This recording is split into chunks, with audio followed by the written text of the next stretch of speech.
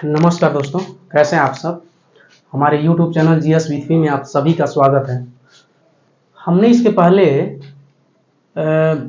मूल अधिकार fundamental rights article 12 से 35 तक अपना कंप्लीट कर लिया है।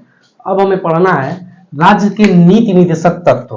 राज्य के नीति निर्देशक तत्व, नीति निर्देशक तत्व पढ़ना हमें। इसको डीपी और एएसपी कहते हैं, directive principle of state policy कहते हैं इसको, directive principle of state policy. पहले नीति निर्देशक तत्व जो होता है ये देख लीजिए आप, संविधान के भाग 4 में है ये। पहली तो ये संविधान के भाग 4 में है, आर्टिकल 36 से आर्टिकल 51 तक ये दिया गया है। नीति निर्देशक जो तत्व होते हैं संविधान के भाग 4 में है, आर्टिकल 36 से लेकर 51 तक ये नीति निर्देशक तत्व दिया गया है, ठीक है ना। पहली बात तो ये समझ लीजिए आप कि आर्टिकल 37 ये कहता है, आर्टिकल 37 जो होता है, आर्टिकल 37 क्या कहता है ये जानिए। आर्टिकल 37 के तहत जो नीति निर्देशक तत्व होते हैं, आर्टिकल 37 ये कहता है नीति निर्देशक तत्वों को, नीति निर्देशक तत्वों को, नीति निर्देशक तत्वों को न्यायालय द्वारा प्रवर्तनीय नहीं बनाया गया। न्यायालय द्वारा प्रवर्तनीय नहीं बनाया गया, नहीं बनाया गया। नीति निर्देशक तत्वों को न्यायालय द्वारा प्रवर्तनीय नहीं बनाया गया। मतलब अब देखिए प्रवर्तनीय क्या होता है और गैर प्रवर्तनीय क्या होता है। प्रवर्तनीय और गैर प्रवर्तनीय,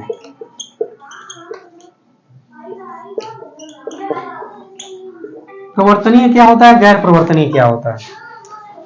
प्रवर्तनीय का मतलब ये होता है कि इसके अगर कोई जैसे फंडामेंटल राइट्स है, मूल अधिकार है, उसके उल्लंघन की स्थिति में क्या कर सकते हैं आप, सीधे सुप्रीम कोर्ट जा सकते हैं, सुप्रीम कोर्ट जा सकते हैं, ठीक है। तो इसका मतलब ये क्या है, न्यायालय द्वारा प्रवर्तनीय है, क्योंकि इसके उल्लंघन की स्थिति में आप सीधे सीधे सुप्रीम कोर्ट जा सकते हैं, इसलिए क्या है, न्यायालय द्वारा प्रवर्तनीय है।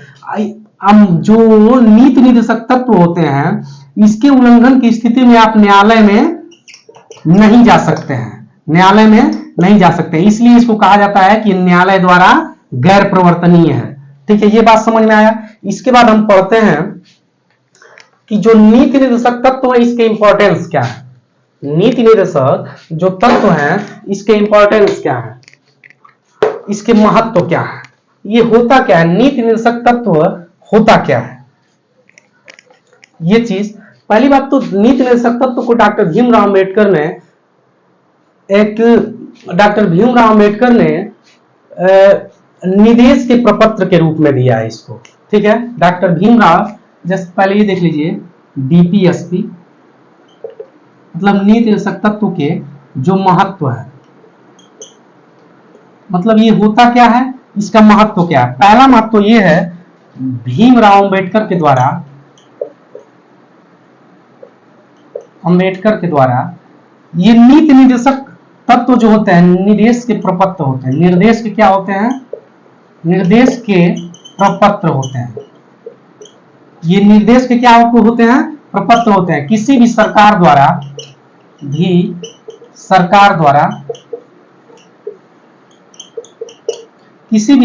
द्वारा इसे नजरअंदाज नहीं किया जा सकता है, नजरअंदाज नहीं किया जा सकता है।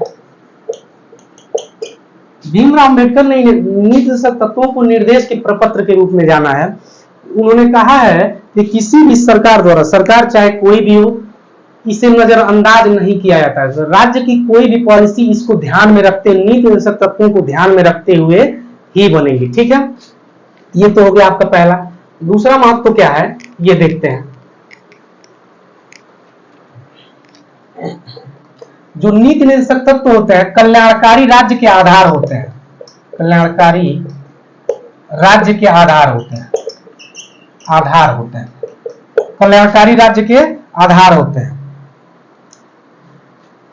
जो नीति निर्देशक तत्व होते हैं वो राज्य कल्याणकारी राज्य के क्या होते हैं, आधार होते हैं, कल्याणकारी राज्य के आधार होते हैं। ये जो होते हैं लोकतांत्रिक सरकार की, लोकतांत्रिक सरकार की,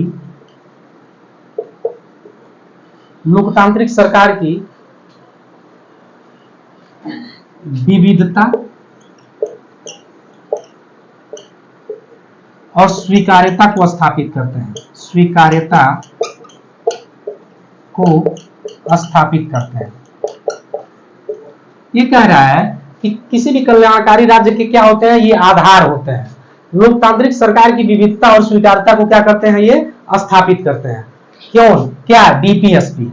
ठीक है, इसका तीसरा इंपॉर्टेंस बताते हैं हम आपको। इसका तीसरा महत्व क्या होता है।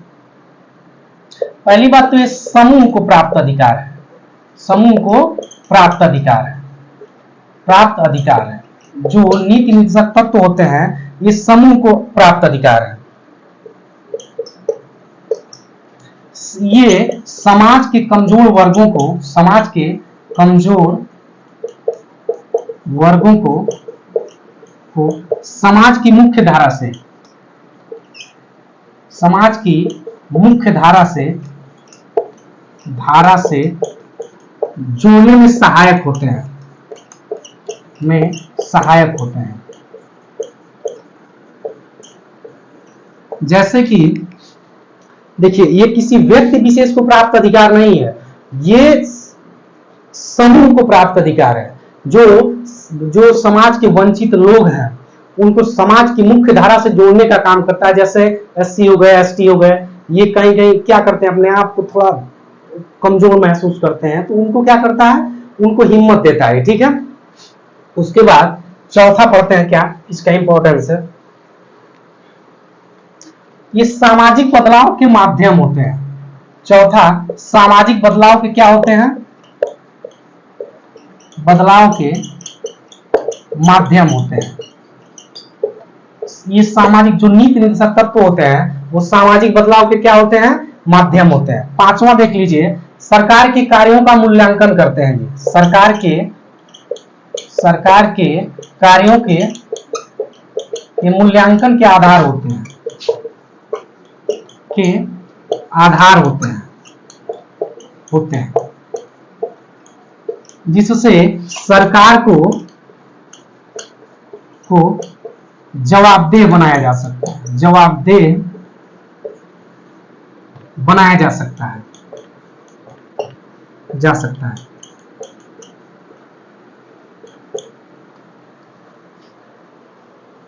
ये कह रहा है कि सरकार के कार्यों के मूल्यांकन के आधार होते हैं। गवर्नमेंट, कोई भी गवर्नमेंट हो, जो काम करती है, क्या काम की है, कैसे की है, उसका हम मूल्यांकन इसके आधार पर क्या कर सकते हैं, हम इसके माध्यम से सरकार को जवाबदेह बना सकते हैं। ठीक है, ये हो गया आपका डीपीएसपी का महत्व। ठीक है, डीपीएसपी होता क्या है, ये चीज हमने आपको बता दिया। मतलब नीति निर्देशक तत्व के महत्व क्या है ये हमने आपको बता दिया, ये होते क्या है ये हमने आपको बता दिया। अब ये इसको न्यायालय द्वारा प्रवर्तनीय क्यों नहीं बनाया गया, मतलब इसके उल्लंघन की स्थिति में आप न्यायालय क्यों नहीं जा सकते हैं, ये चीज हम आपको बताएंगे। ये पूरा डीपीएसपी 36 से 51 तक पढ़ाने के बाद हम बताएंगे कि क्यों नहीं जा सकते हैं आप न्यायालय में इसके उल्लंघन की स्थिति में। ठीक है ना, ये चीज हम आपको बताते हैं। उसके बाद देखिए आर्टिकल 38 क्या कहता है। आर्टिकल 38 क्या कहता है। आर्टिकल 38 के तहत राज्य को यह निर्देश दिया गया है, राज्य को यह निर्देश दिया गया है, निर्देश दिया गया है। राज्य को क्या किया गया है, निर्देश दिया गया है कि वह लोक कल्याण की अभिवृद्धि के लिए, लोक कल्याण की अभिवृद्धि के लिए, राज्य को यह निर्देश दिया गया है कि वह लोक कल्याण की अभिवृद्धि के लिए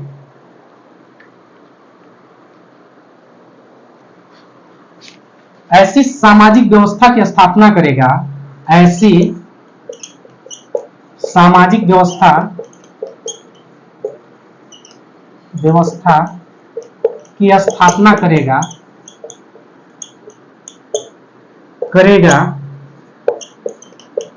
जिसमें प्रत्येक व्यक्ति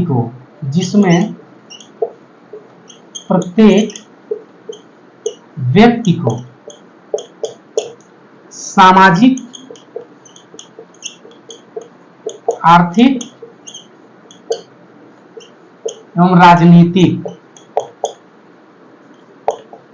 न्याय प्राप्त हो सके।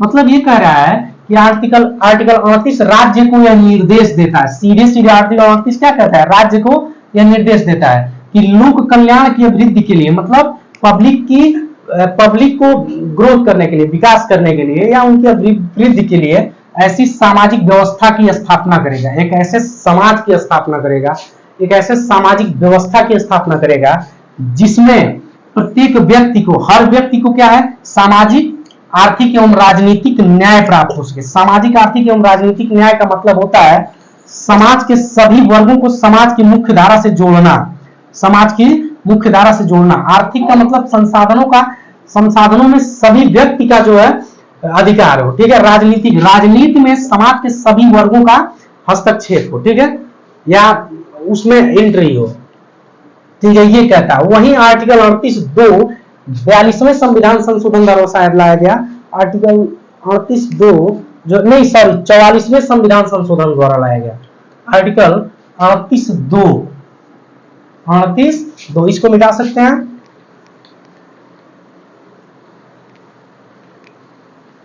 आर्टिकल 38(2) ये जो है 44वें संविधान संशोधन कॉन्स्टिट्यूशनल अमेंडमेंट द्वारा क्या किया गया, जोड़ा गया, जिसमें ये कहा गया है, राज्य को यह निर्देश दिया गया कि आय की असमानता को कम करने का प्रयास करेगा, आय की असमानता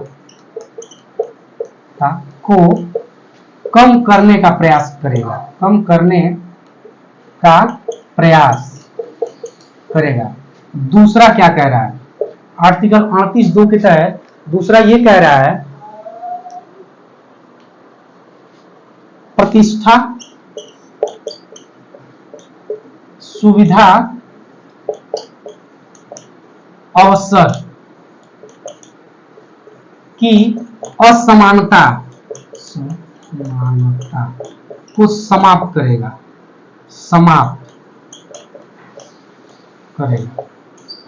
ध्यान से समझिएगा इस चीज को। आर्टिकल 38(2) 44वें संविधान संशोधन द्वारा लाया गया, जिसमें यह कहा गया है कि राज्य को यह निर्देश दिया गया है कि आय की असमानता को कम करने का प्रयास करेगा, समाप्त करने का प्रयास नहीं करेगा, क्योंकि आय की असमानता को समाप्त किया ही नहीं जा सकता है, ठीक है। क्योंकि एक आदमी है वो मजदूरी करके 300 रुपया एक दिन में कमाता है, एक आदमी है जो सरकारी जॉब में 80-85 हजार रुपया महीना, मतलब 80-85 लगभग 3,000-4,000 एक दिन का कमाता है। एक लेबर है एक महीने में 9,000-10,000 रुपया कमाता है, एक आदमी है 85,000 कमाता है, एक वही कोई प्राइवेट आदमी है जो 40 लाख रुपया महीना कमाता है। तो इसको कम किया, सबको बराबर किया जा सकता है, नहीं बराबर किया जा सकता, हाँ, लेकिन जो 9,000 रुपया व्यक्ति कमा रहा है उसको 18,000 किया जा सकता है, ठीक है। मतलब आय जो उसका इनकम है उसकी असमानता को कम किया जा सकता है, लेकिन समाप्त नहीं किया जा सकता। ऐसा नहीं है कि जो लेबर है उसको भी 60-80 हजार दिया जाए, जो 1.5 लाख कमा रहा था उसको भी 80 हजार ला के कर दिया, ऐसा नहीं हो सकता। हाँ, प्रतिष्ठा, सुविधा और अवसर की असमानता को समाप्त किया जा सकता है, ये कम करने का प्रयास किया गया है, समाप्त करने का प्रयास नहीं किया जा सकता है, इसको ये कम करने का प्रयास किया। क्वेश्चन कभी भी पूछता है तो ये कहता है कि कम करने का प्रयास, मतलब समाप्त करने का प्रयास किया गया, तो नहीं, वो गलत है। कम करने का मतलब आय की असमानता को कम करने का प्रयास किया गया है, प्रतिष्ठा, सुविधा और अवसर की असमानता को समाप्त करने का प्रयास किया गया है, ठीक है। आर्टिकल 38 ये कंप्लीट हो गया। 38(2) आपका। एक चीज आपको समझाते हैं, आपको इंपॉर्टेंट क्वेश्चन बनता है इसमें। देखिए आर्टिकल 39 के तहत राज्य को विभिन्न निर्देश दिए गए हैं, राज्य को विभिन्न निर्देश दिए गए हैं, विभिन्न निर्देश दिए गए हैं, निर्देश दिए गए हैं। आर्टिकल 39 के तहत राज्य को विभिन्न निर्देश दिए गए हैं या नीतियों को संचालित करने के लिए विभिन्न निर्देश दिए गए हैं। क्या दिए गए हैं? आर्टिकल 39 ए पढ़ते हैं। आर्टिकल 39 ए, आर्टिकल 39 ए, 39 ए क्या कहता है? आजीविका के पर्याप्त साधन। 39 ए कहता है आजीविका के पर्याप्त साधन। राज्य द्वारा प्रत्येक व्यक्ति को आजीविका के पर्याप्त साधन का प्राप्त करवाने का प्रयास किया जाएगा। आजीविका क्या होता है? आजीविका होता है अस्तित्व के लिए जिन आर्थिक क्रियाओं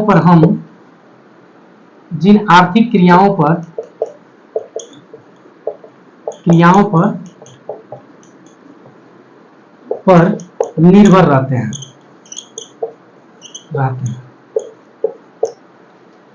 मतलब राज्य जो है आजीविका के पर्याप्त साधन उपलब्ध कराने का प्रयास करेगा। आजीविका क्या होता है? अस्तित्व के लिए जिन आर्थिक क्रियाओं पर हम क्या करते हैं? निर्भर रहते हैं। मतलब जैसे राज्य विभिन्न कार्य करेगा, जैसे मनरेगा लाएगा राज्य, जिससे आजीविका का पर्याप्त साधन हो सके। ठीक है, जिससे आजीविका के पर्याप्त साधन हो सके। राष्ट्रीय आजीविका मिशन लाएगा, राष्ट्रीय आजीविका मिशन लाया जाएगा राज्य द्वारा। उसके बाद स्टार्टअप लाया जाएगा, स्टार्टअप लाया जाएगा, स्टैंड अप लाया जाएगा राज्य द्वारा। मुद्रा योजना लाया जाएगा राज्य द्वारा। ठीक है, जैसे मनरेगा साल में 100 दिन, 1 ईयर्स में 100 डेज काम की क्या करता है? एक साल में 100 दिन काम की क्या करता है? ये मनरेगा गारंटी देता है। ठीक है, ये समझ में आया आपको? आजीविका के पर्याप्त साधन उपलब्ध कराने का क्या करेगा? पर्याप्त करेगा। किसके किसके लिए? पुरुष और स्त्री दोनों के लिए, पुरुष और स्त्री दोनों के लिए। ठीक है ना? आइए पढ़ते हैं 39B।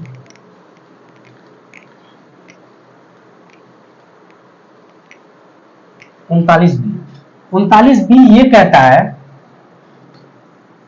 संसाधनों का समतामूलक वितरण।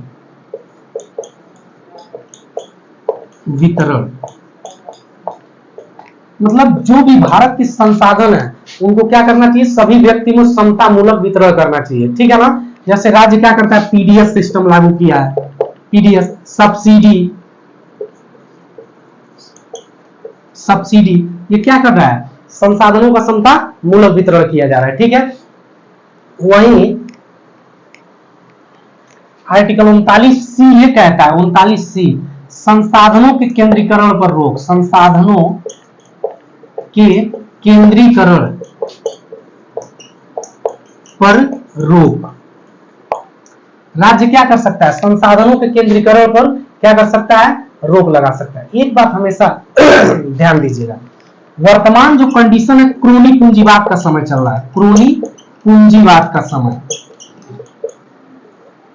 क्रोनी पूंजीवाद मतलब नेता हो गए, अभिनेता हो गए, उद्योगपति हो गए। मतलब जो भारत का संसाधन सबसे ज्यादा क्या है? इन्हीं लोगों के हाथों में है। इसी को कहते हैं क्रोनी पूंजीवाद। मतलब ऑक्सफैम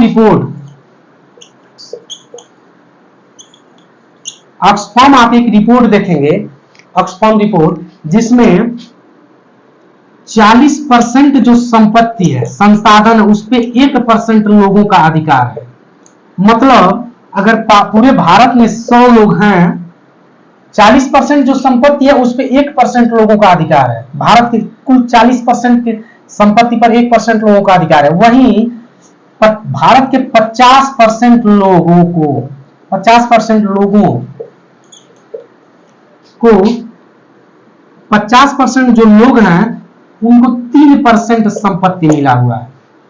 आप ध्यान से इस बात को समझिएगा, मतलब ये समझ लीजिए, ऑक्सफैम रिपोर्ट ये कहता है अगर मान लीजिए भारत में कुल 100 लोगों की आबादी है, 100 लोग हैं भारत में, कुल 100 लोग हैं, 100 लोगों में और कुल 40 रुपया है, कुल क्या 100 रुपया है।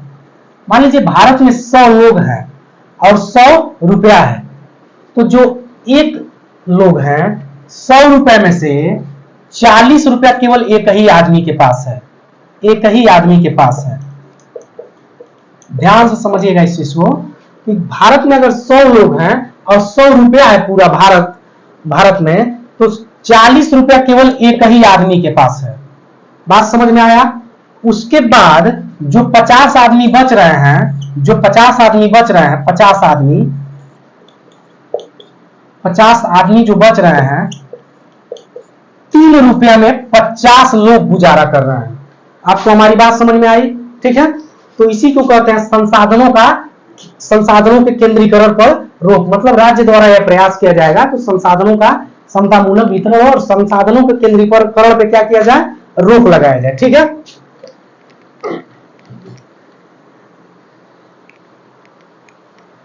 इसके बाद हम क्या पढ़ते हैं, 39D। इसके बाद 39D पढ़ते हैं। मतलब 39D ये कहता है समान कार्य के लिए समान वेतन। मतलब स्त्री हो या पुरुष हो, दोनों लोग अगर एक काम कर रहे हैं, जैसे मान लीजिए कोई स्त्री है वो भी टीचर है, कोई पुरुष है वो भी उसी लेवल पर टीचर है, तो उनको दोनों लोगों को समान कार्य के लिए समान वेतन होना चाहिए, किसी भी तरह का डिफरेंस नहीं होना चाहिए। ठीक है, ये चीज समझ में आ गया आप लोगों को। इसके बाद आते हैं 39E पर। 39E राज्य को यह अधिकार देता है कि वो ऐसे व्यवस्था का, ऐसी दशा उत्पन्न कराने का प्रयास करे जिसमें कर्मचारियों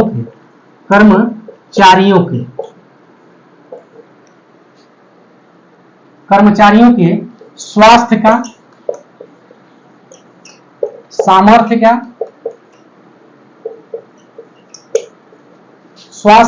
सामर्थ्य का और बच्चों के सुकुमार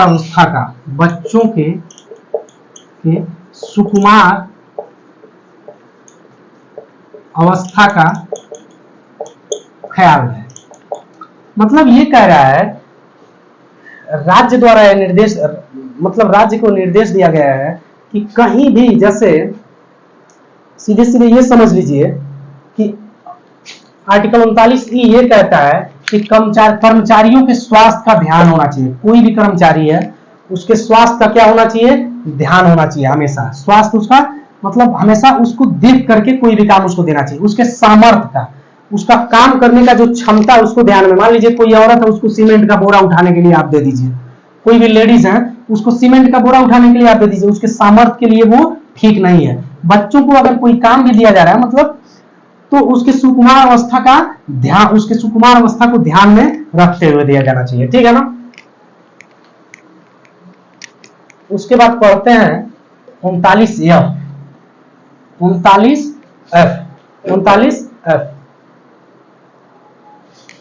39F जो होता है 42वें कॉन्स्टिट्यूशनल अमेंडमेंट द्वारा ये क्या किया गया था, जोड़ा गया था। जो 39F है ये 42वें संविधान संशोधन द्वारा जोड़ा गया था। ये कहता है 39F,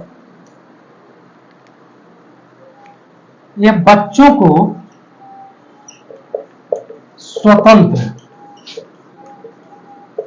व गरिमामय वातावरण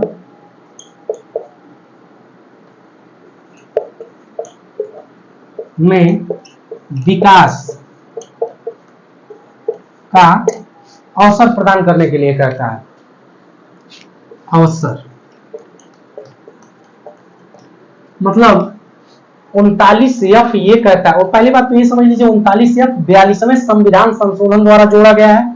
यह बच्चों को स्वतंत्र मतलब फ्रीडम और गरिमामय वातावरण में विकास का अवसर प्रदान करता है। एक ऐसा वातावरण जहां बच्चे स्वतंत्र हो, ऐसा ना हो कि उनके ऊपर किसी भी तरह का दबाव हो, उनको उनके विकास के लिए एक अच्छा स्वच्छ वातावरण का प्रयास करेगा राज्य। ठीक है, आज इतना ही बस, इसके बाद पढ़ते हैं नेक्स्ट क्लास में। Thank you.